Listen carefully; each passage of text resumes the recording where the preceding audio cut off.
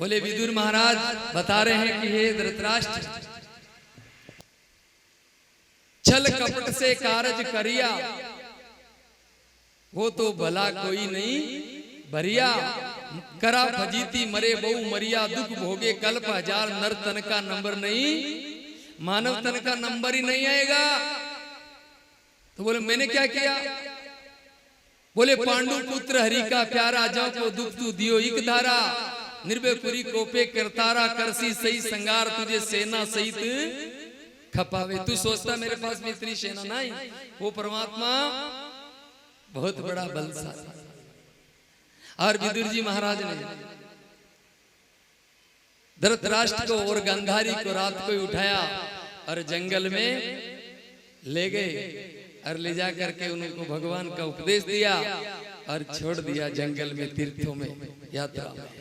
और विदुर जी महाराज तीर्थों में जाते जाते यमुना तट पे आए हैं और उनको वहां पर उद्धव जी मिले हैं। उद्धव जी से सत्संग कथा होती है। फिर आगे चले यमुना जी के आगे और गंगा किनारे गए तो वहां पर मैत्रेय ऋषि मिले और सुंदर उपाख्यान राजा परीक्षित को सुखदेव मुनि श्रवण करवा रहे हैं। और श्रवण करवाते करवाते बोले हे राजन, नारद जी ने एक बार ब्रह्मा जी से इस सृष्टि के बारे में पूछा था कि हे प्रभु, ये सृष्टि ये कैसे बनती है, ये भगवान अवतार क्यों लेते हैं, ये क्या कारण है? जब भगवान सर्व समर्थ ही है तो उनको तो अवतार लेने की क्या जरूरत है? वहां बैठे बैठे दुष्टों को मार देना।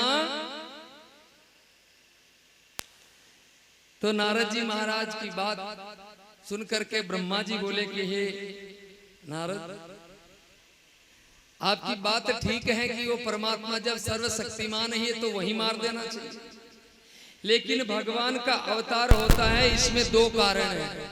बोले क्या? कि पापियों का तो पाप बढ़ता है और पुण्यात्माओं का पुण्य बढ़ता है, तब वो परमात्मा अवतार लेते हैं। बोले मैं समझा नहीं। बोले जब हो ये धर्म के हानि, जब जब धर्म की हानि होती है उस समय वो अत्याचार अन्याय फैलता है तो भक्त साधु ब्राह्मण ये भगवान को पुकारते हैं और फिर वो परमात्मा उस दुष्ट के लिए मारने के लिए, धरती पर अच्छी प्रकार की स्थापना करने के लिए वो युग युग में आते हैं। गीता जी ने भी लिखा, यदा यदा हि धर्मस्य ग्लानिर्भवति भारत अभ्युत्थानम् अधर्मस्य तदात्मं सृजाम्यहम् परित्राणाय साधूनां विनाशाय च दुष्कृतां धर्म संस्थापनार्थाय संभवामि युगे युगे। हे अर्जुन, जब जब भी धर्म की हानि होती है, अधर्म का प्रचार प्रसार बढ़ता है, तब तब मैं मेरे निर्गुण से सगुण रूप में अवतार लेता हूँ और पापी पुरुषों का संहार करता हूँ और धर्म की स्थापना करने के लिए, साधु पुरुषों की रक्षा करने के लिए युग युग में मैं अवतार लेता हूं। ब्रह्मा जी ने कहा कि हे नारद,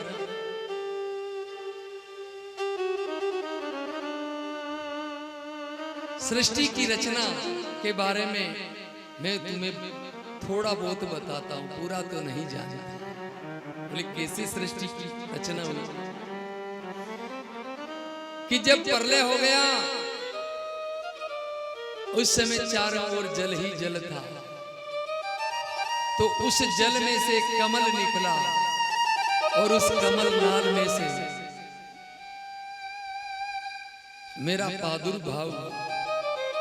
मैंने विचार किया कि मेरे को जन्म देने वाला, मेरे को उत्पन्न करने वाला कौन है।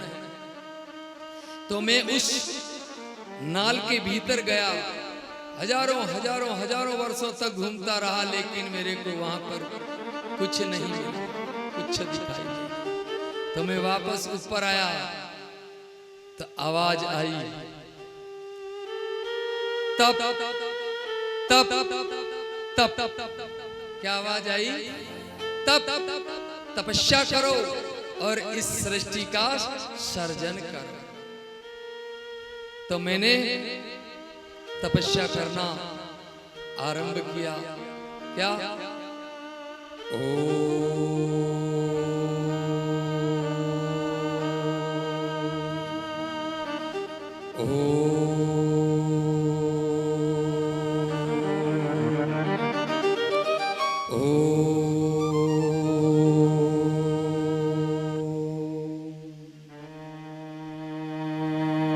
मेरी तपस्या फलीभूत हुई, आकाशवाणी हुई और कहा, हे ब्रह्मा जी, आप सृष्टि का सर्जन करो।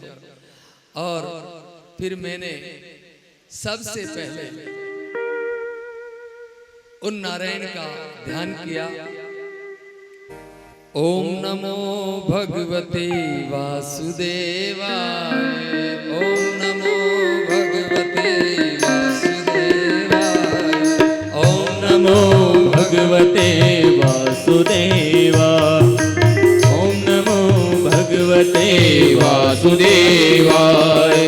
वासुदेवाय मेरो नंद नंदनाय, वासुदेवाय मेरो नंद नंदनाय। ओम नमो भगवते वासुदेवाय, ओम नमो भगवते वासुदेवाय, ओम नमो भगवते वासुदेवाय। सभी भक्तों से मेरा निवेदन है, जब भी कीर्तन चले कथा में, दोनों हाथ से ताली अवश्य बजाएं और जैसा भी आए आपको वैसा दोहराएं उस कीर्तन को।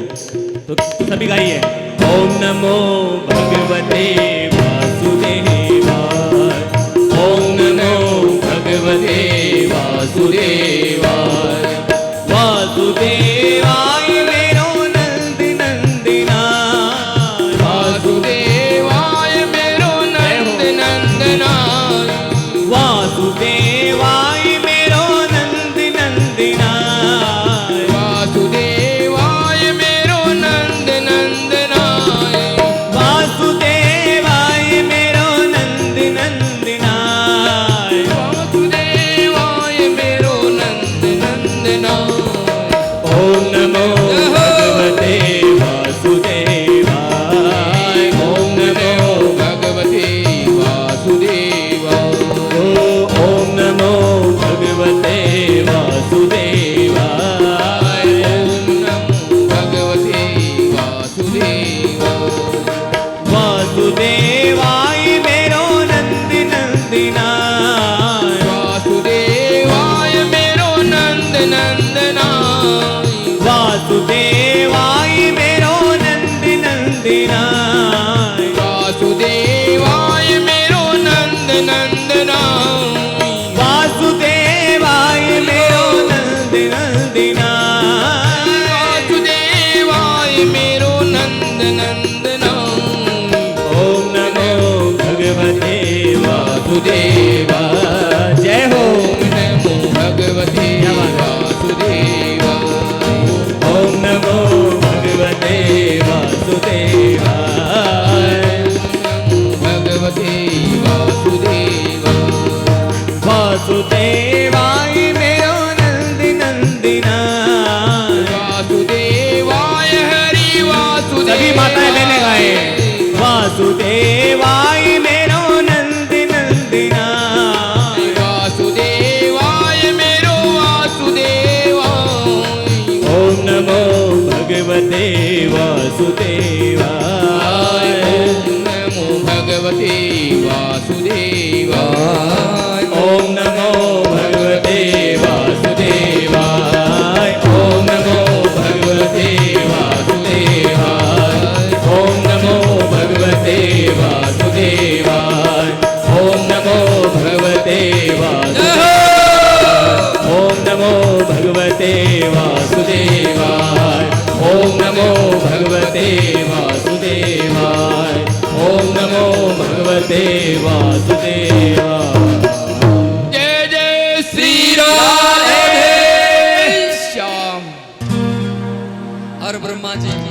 ने सृष्टि की रचना आरंभ की तो महाराज सनक, सनंदन, सनातन और सनत कुमार ये चार ऋषि अवतरित हुए।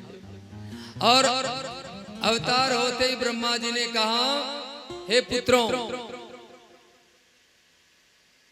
तुम इस सृष्टि का विस्तार करो। बोले मतलब समझे नहीं। बोले जाओ और इस दुनिया में खूब बेटे पोते संसार को बढ़ाओ। सनक, सनंदन आदि ने मना कर दिया, भाई ये काम हमसे नहीं होने वाला, हम तो भगवान का भजन ही। ब्रह्मा जी ने खूब समझाया, नहीं माने, नहीं माने तो बोले निकाल जाओ यहां से, भगो। और इतना क्रोध किया कि ब्रह्मा जी की भ्रगुटी से बाबा भोलेनाथ का अवतार हो गया, रुद्र अवतार शिव जी। बोलिए देवादिदेव महादेव की जय हो। शिव जी आए, आते ही बोले महाराज क्या आज्ञा है। बोले हमको सृष्टि की रचना करनी है। तो सृष्टि की रचना करो। बोले जी बिल्कुल करते। और शिव जी ने रचना भूत प्रेत जगह जगह हा हू है, पूरी खूब बटालियन बना दी महाराज। चारों ओर हा हू।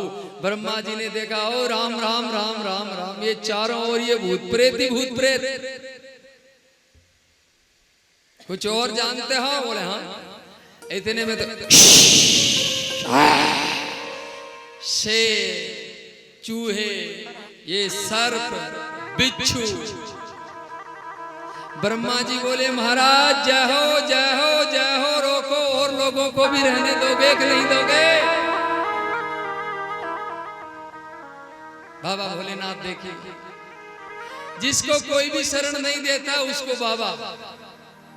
ये भूत प्रेत पैदा हो गए, सब जगह से निकाल दिए गए। तो बोले शिव जी के पास में गए, बोले बाबा। बोले हाँ। बोले कोई हमको रहने ही नहीं देता है, कोई चाहे जो कोई शाणो भोपो बोतल के माई बंद कर देवे, तो हम कहाँ जाएं? बोले हमारी गैंग में आ जाओ। शिव जी के पास आ गए सर, बिच्छू जितने भी। बोले बिच्छू सर्प गए, बोले हमको कोई जीने ही नहीं देता, हमारा तो मुंह ही कुचल देता है, कोई मार ही डालते हैं। बोले चलो आ जाओ। तो सर्प आकर के गले में, अब कौन मारे उसको? अब शिव जी के जल चढ़ावे तो उसके ऊपर ही जल चढ़ता ना। शरण बड़े की लेनी चाहिए, बड़े की शरण ले लिए तो आपका काम बन जाएगा। अब छोटे की शरण लिए तो महाराज खुद भी मरता है और अपने शरणागत को भी। इसलिए हमारे सग्राम दास जी महाराज लिखते हैं, कहे संत सगरा धनी चाहिए पूठी, मजबूत चाहिए पीछे पीठ। सिर सिमरत के हाथ बांदरा लंका लूटी, लंका लूटी बांदरा, और सबड़ धनी के पान। अर्जुन तो वही हुआ रे बांका वोई बाण, वाका वही बाण गोपिया का बालूटी। कहे दास सगराम धनी चाहिए। भगवान राम थे तो बांदरा लंका की मिट्टी पलीत कर रहा गया, नहीं तो बांदरा तो खाता बे राक्षस।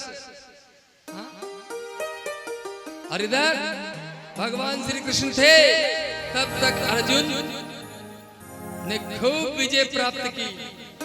लेकिन जब श्री कृष्ण गोलोक धाम को चले गए तो वही अर्जुन वही गांडीव धनुष खूब बाण चलाए, लेकिन काबा भील गोपियों को लूट लिए, धन लूट लिए। इसलिए मजबूत होना चाहिए, धनी नहीं। तो यहां बोले कि महाराज सर्प बिच्छू भूत प्रेत सब शिव जी के यहाँ आए हैं। शिव जी ने सबको शरण दी, आइए कोई भी आ जाओ, चाहे कैसा भी आ जाओ, सबको शरण देते हैं शिव जी। इसलिए तो शिव जी को ओढ़रदानी कहते हैं। आओ, शिव जी को ब्रह्मा जी बोलते हैं महाराज रुको थोड़ा, दूसरा कोई चेंज करेंगे फॉर्मूला। और फिर उन्होंने मनु महाराज को उत्पन्न किया। मनु जी से ये सृष्टि की रचना होती है। इसलिए हमको क्या कहते हैं, मानव। मनु महाराज के पत्नी का नाम शत्रुपा, और मनु और शत्रुपा से ये सृष्टि चली है। और इस सृष्टि में चलते चलते कथा बहुत लंबी है, विस्तृत है। भगवान के अवतारों की कथा आती है, आगे आए सुनाएंगे हम आपको प्रसंग। तो मनु और शत्रुपा से ये सृष्टि चली, तभी तो हमको क्या कहते हैं, एक नाम हमारा मानव। और मानव उसी को कहते हैं जो मानता है, जो नहीं मानता है उसको क्या कहते हैं। भाई एक आदमी पास में बैठा है लेकिन वो मानता नहीं। एक आदमी इराक बैठा है, यहाँ कोई 5 आदमियों का काम हो गया तो उस इराक में बैठे हुए आदमी की, दूर बैठे हुए व्यक्ति की कोई यहाँ बैठा ही गारंटी ले लेता है कि भाई बी की गारंटी तो, अरे बोले वो तो बैठा है, कहा वो बोले बी की गारंटी माँ की। और एक आदमी कन्ने बैठे है, चाहे वो कोई बेटो है, चाहे बाप है, चाहे भाई है, चाहे दोस्त है, वो कन्ने बैठे भाई वो जाने थे जानो ई की गारंटी नहीं। क्यों?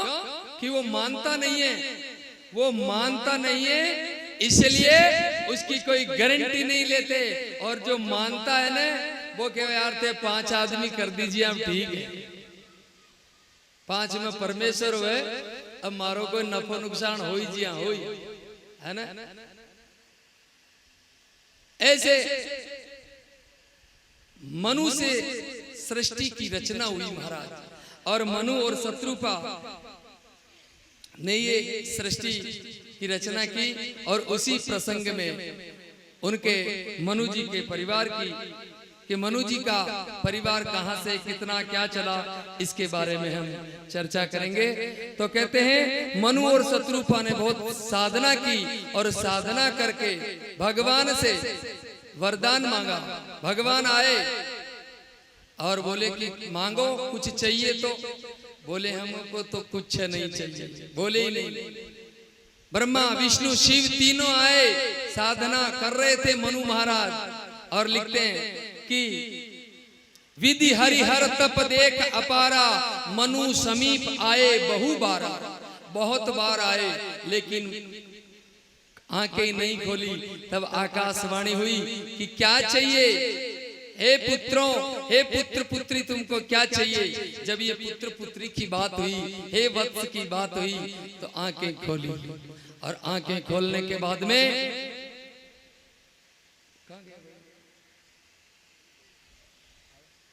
आंखें जैसे ही खुलती है और खुलते ही वाणी आकाशवाणी होती है, बोलो क्या चाहिए।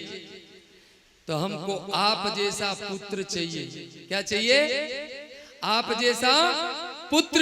अब देखना, जिस परमात्मा को ध्यान करने के लिए, भजन करने के लिए, दर्शन करने के लिए ऋषि मुनि संत साधु गृहस्थी सब साधना करते हैं, उसको लोग अपना बेटा बना रहे हैं। क्या बना रहे हैं? बेटा। भगवान सब कुछ बनने के लिए तैयार है, पर हम तो तैयार हुए पहले। इसलिए बर्तन सही। सुखदेव जी महाराज कह रहे हैं कि देखो भगवान की लीला।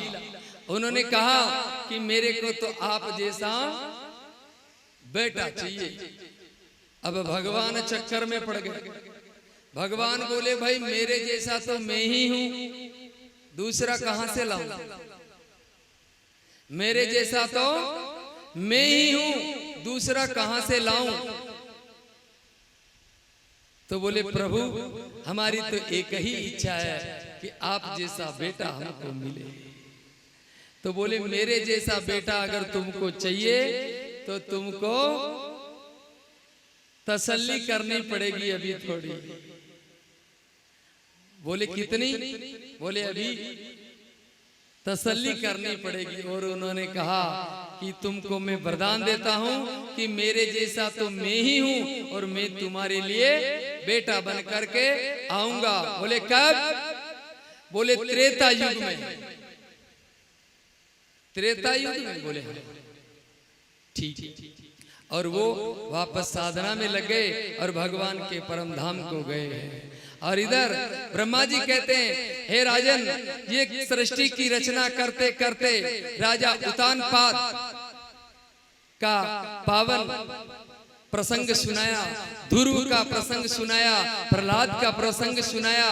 तो सुखदेव महाराज को ऐसे जल्दी जल्दी प्रसंग सुनाते हुए देख करके राजा परीक्षित बोले हे महाराज थोड़ा धीरे धीरे सुनाओ ना कि आप सृष्टि की रचना की। बोले हाँ।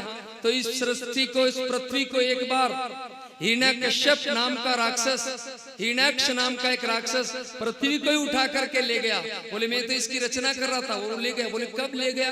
पृथ्वी को। बोले हाँ। तो ये क्या प्रसंग है? और फिर ये सज्जनों, ब्रह्मा जी ने कहना आरंभ किया कि एक समय कश्यप ऋषि की पत्नी अदिति, ऐसे उनकी पत्नियां थी। तो उस पत्नी ने संध्या के समय संध्या का समय होता है, उस समय भजन करना चाहिए भगवान का। संध्या का मतलब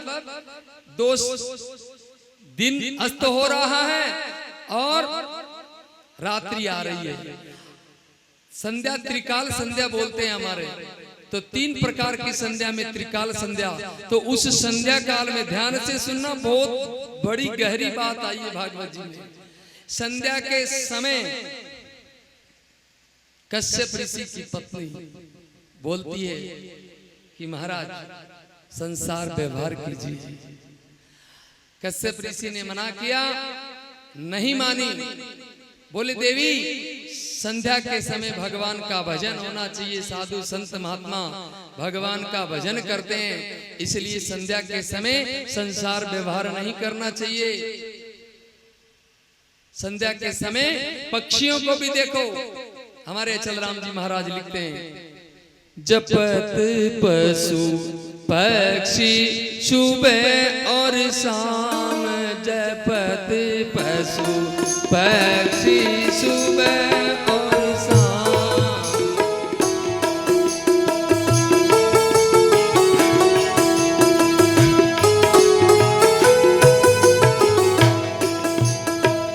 मनुज जन्म धर संध्या नहीं करता, मनुज जन्म धर संध्या नहीं करता, द्रक तो है नीचे गुलाम, जपत पशु पक्षी सुबह और शाम।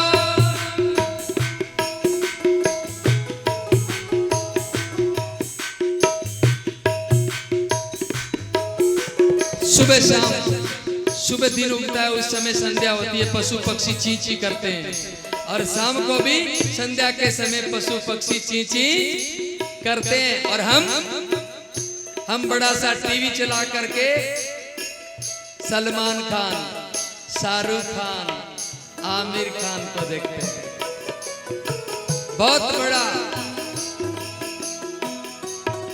गलत काम है। संध्या के समय भजन करना चाहिए। अब देखिए संध्या का समय है और कश्यप ऋषि बोल रहे कि देवी उस समय हमको भजन करना चाहिए। बोले नहीं, संसार व्यवहार कीजिए। और कश्यप ऋषि ने मन में सोचा कि इसकी इच्छा ऐसी है तो होने दो। होई सोई जो राम रची राखा, होई सोई जो राम रची राखा, को करे तर के बढ़ावई साखा, को करे हर के बढ़ावई साखा।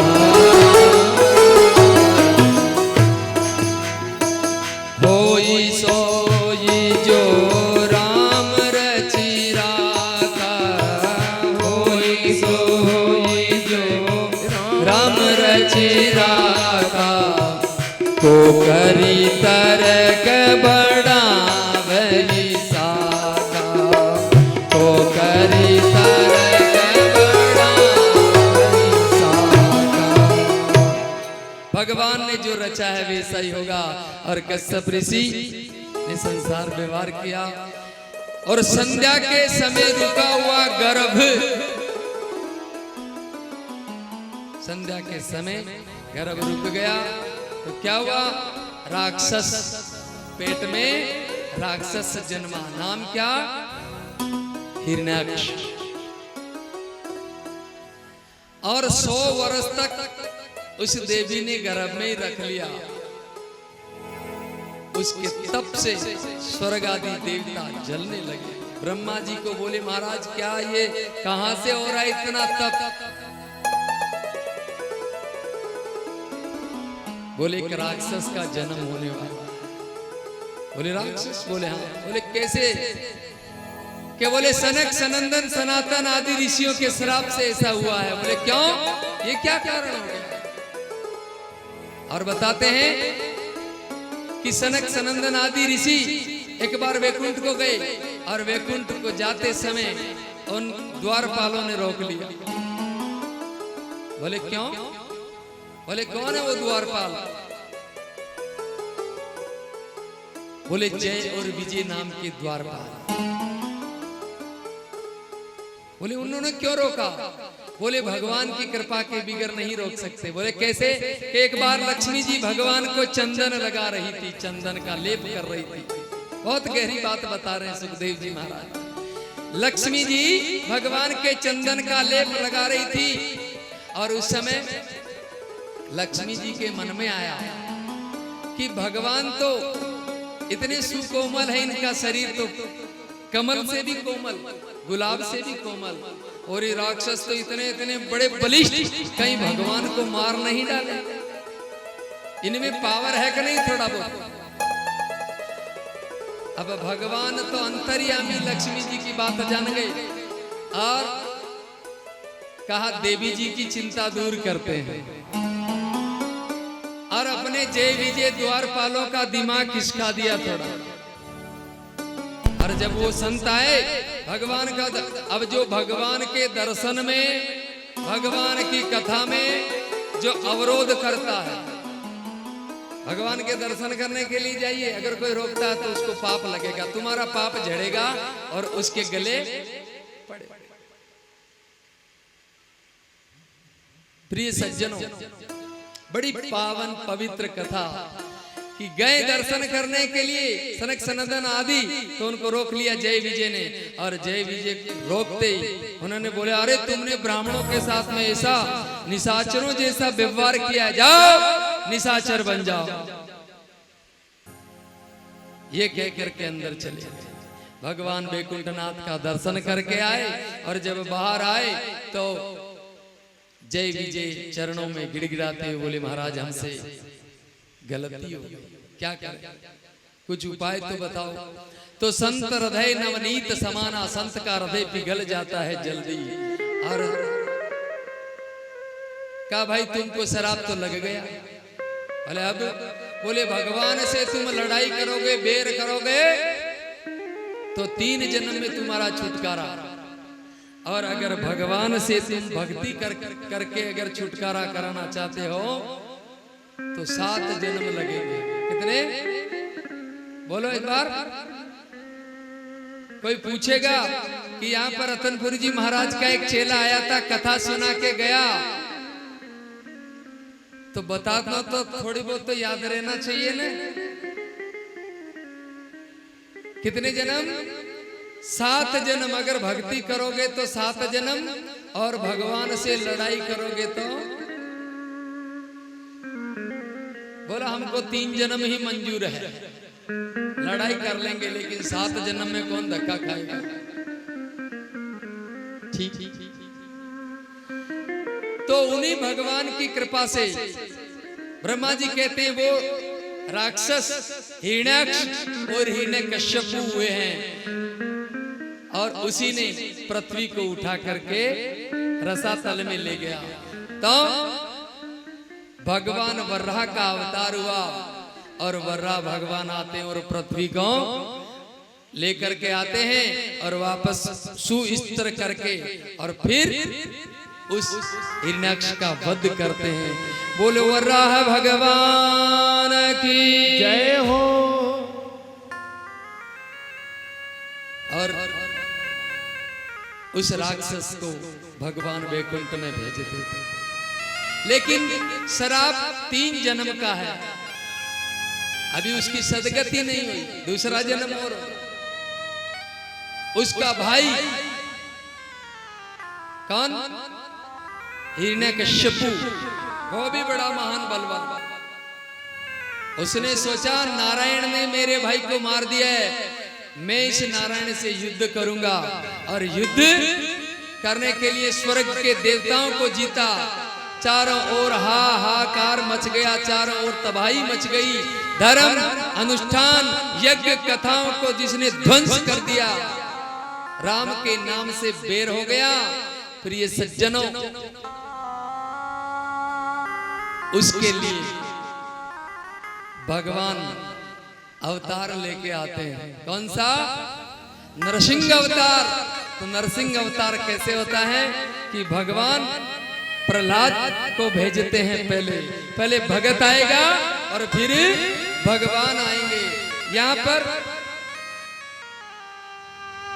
जब भक्त नहीं होंगे भगवान कहाँ होगा, जब भक्त नहीं होंगे भगवान कहाँ होगा, जब भक्त नहीं भगवान कहाँ होगा, जब भक्त नहीं होंगे भगवान नहीं होगा। हर एक समस्या का समाधान कहाँ होगा, हर एक समस्या का समाधान नहीं होगा।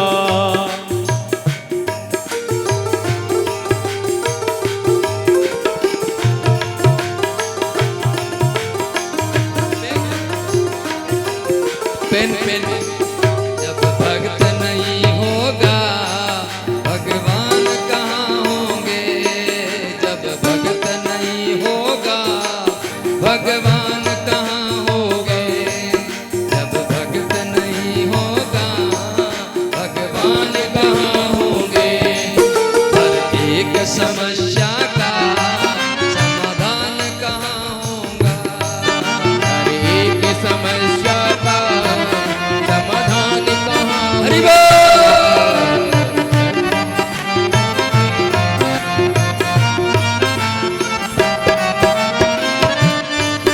जब भक्त नहीं होंगे भगवान कहाँ होगा, जब भक्त नहीं होंगे भगवान नहीं होगा, जब भक्त नहीं होंगे भगवान कहाँ होगा, जब भक्त नहीं होंगे भगवान कहाँ होगा। हर एक समस्या का जय हो। समाधान कहाँ होगा, हर एक समस्या का समाधान कहाँ होगा।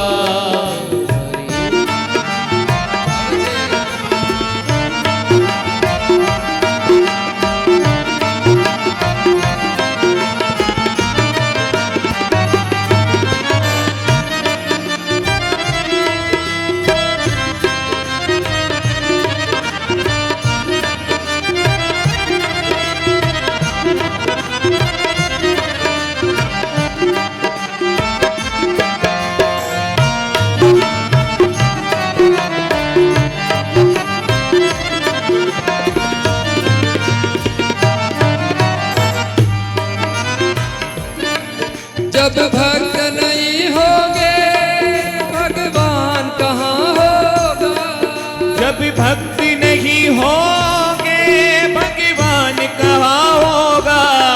हर एक समस्या का जहो, एक समस्या का समाधान कहाँ होगा। हर एक समस्या का समाधान कहाँ होगा। जय जय श्री राधे।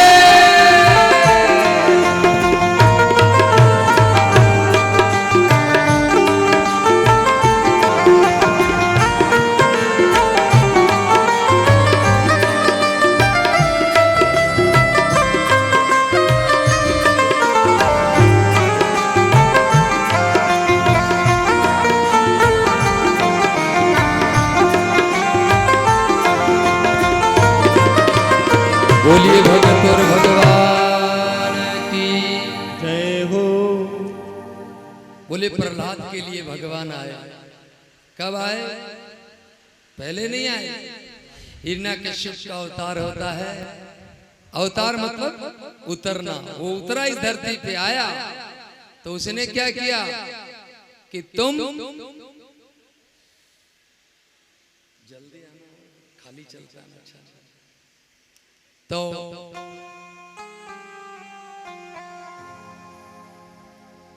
प्रहलाद आए हैं और हिरण्यकश्यप का क्या वर्ण है कि मेरे भाई को जिसने मारा उसका बदला लूंगा।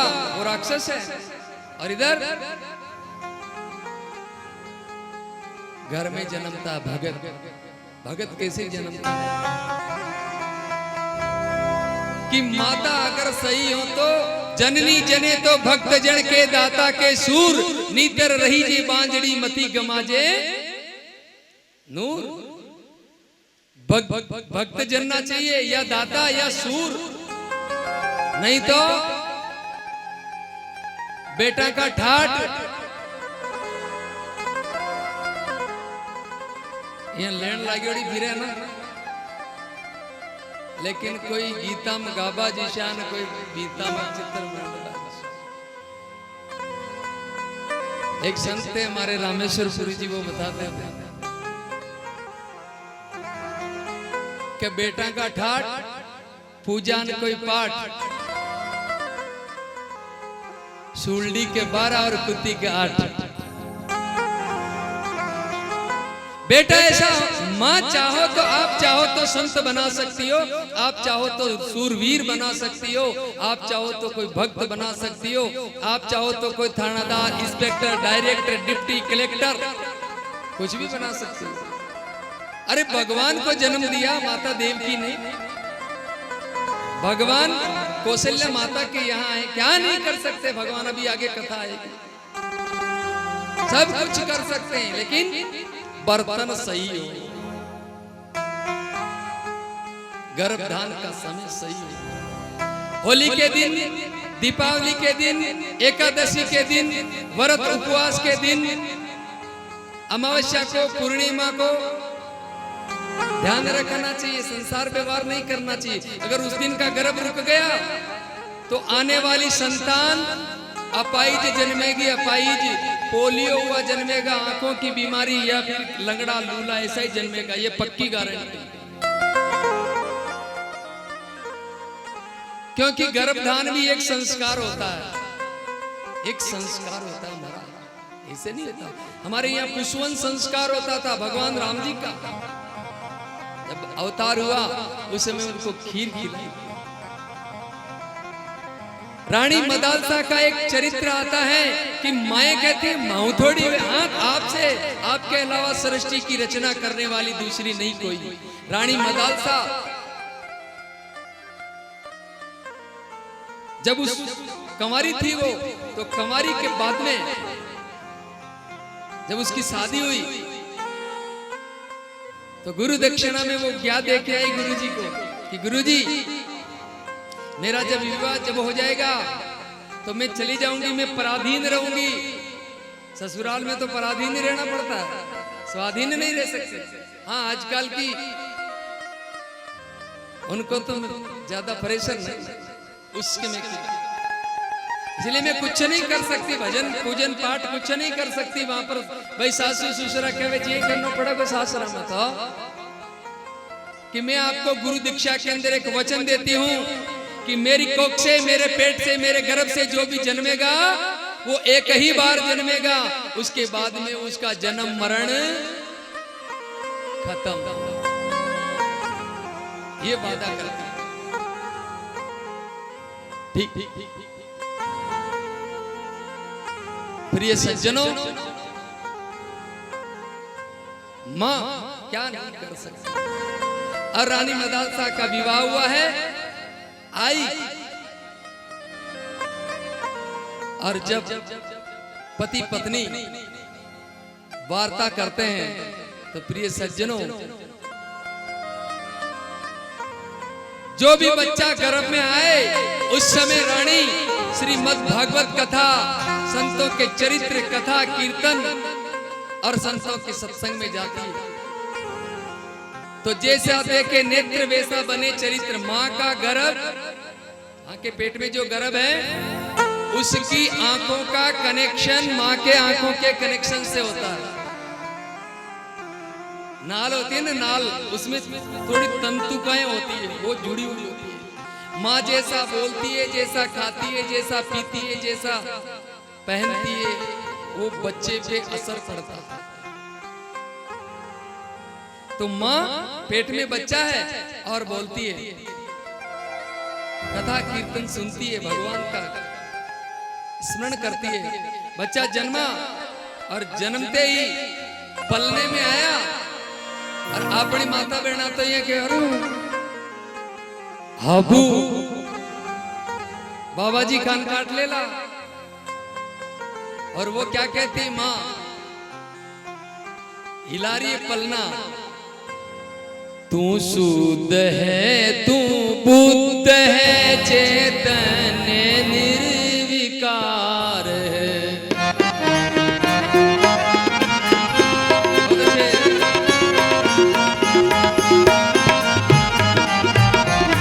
तू शुद्ध है, तू बुद्ध है, चेतन निर्विकार है। अज्ञान निंद्रा में तुझे यह भासता संसार है।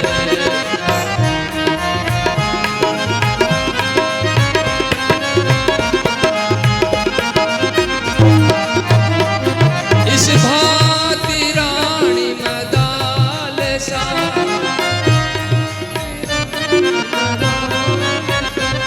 निज पूत को हुलरा रही, निज पूत को समझा रही।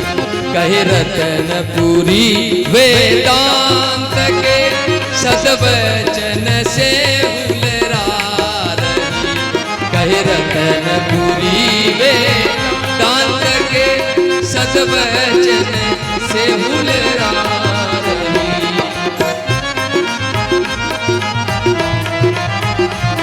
तू जन्मदाता विश्व का, जन्मदाता विश्व का, तेरा जन्म किसी से नहीं, तेरा जन्म किसी से नहीं। यह जन्म जान संघात का, जन्म जाते इसमें से है, इसमें संशय नहीं।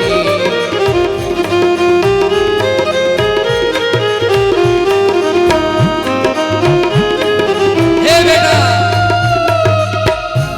ये जन्म मृत्यु तेरी नहीं है, ये तो शरीर की है। किसको कह रही है? नन्हे से शिशु को, बच्चे को हिलरा रही है और कह रही जन्म तेरा नहीं। अरे प्रिय सज्जनों, वो रानी मदालसा